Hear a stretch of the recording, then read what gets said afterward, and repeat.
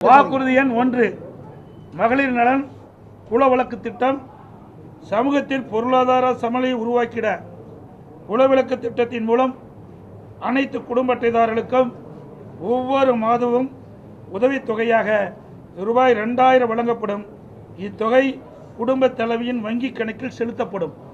வாக்குறுதி எண் 2 ஆண்களுக்கும் மகளிருக்கும் கட்டணமில்லா பேருந்து பயண திட்டம்.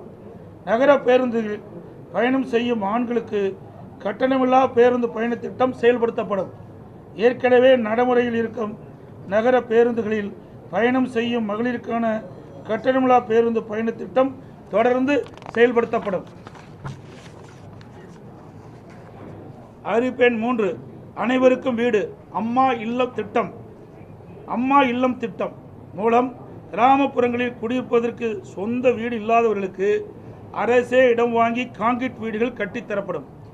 அதேபோல நகரப்பகுதியில் சொந்த வீடு இல்லாதவர்களுக்கு அரசே இடம் வாங்கி அடுக்குமாடி வீடுகள் கட்டி அம்மா இல்லம் திட்டம் மூலம் விலையில்லாமல் வழங்கப்படும்.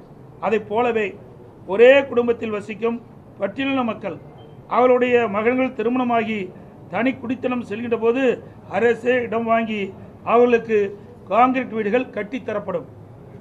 அறிவிப்பு எண் 4 100 நாட்கள் வேலை வாய்ப்பு திட்டம் 150 நாட்களாக உயர்த்தப்படும். 100 நாட்கள் வேலை வாய்ப்பு திட்டம் 125 நாட்களாக உயர்த்தப்படும் என்று மத்திய அரசு அறிவித்துள்ளது. கிராமப்புறங்களின் வளர்ச்சிக்கான இத்திட்டம் 150 நாட்கள் வேலைவாய்ப்பு திட்டமாக உயர்த்தப்படும். அறிவிப்பு எண் 5 அம்மா இருசக்கர வாகனம் வழங்கும் திட்டம்.